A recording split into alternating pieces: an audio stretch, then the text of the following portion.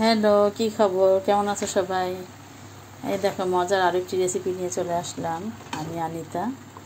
আর আজ আমি এখানে করছি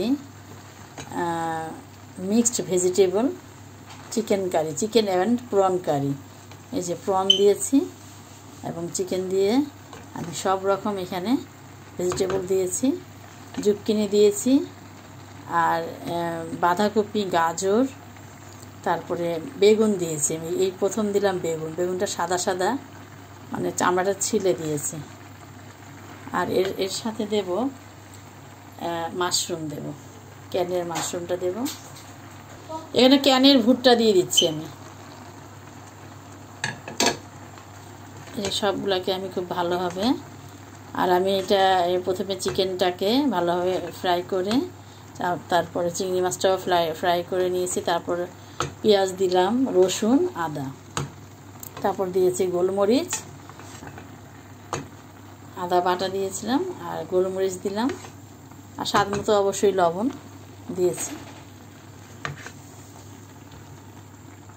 এবার দিয়ে দেব সয়া সস, দিয়ে দেব ওয়েস্টার সস।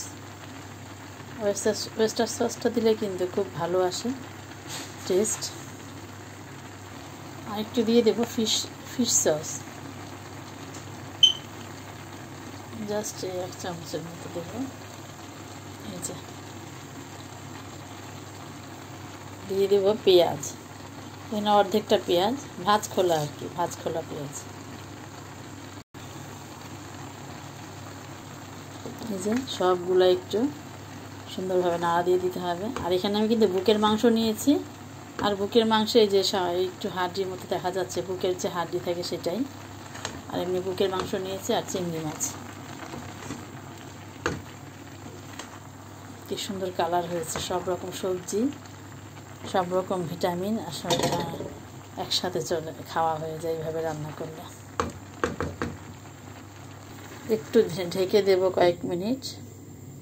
ফিরে আসলাম।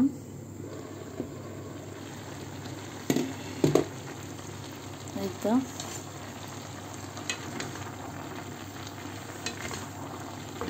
একদম হয়ে গিয়েছে, কারণ এর চেয়ে বেশি করব না আমি, একদম বেশি গলে যায় বাকিটা।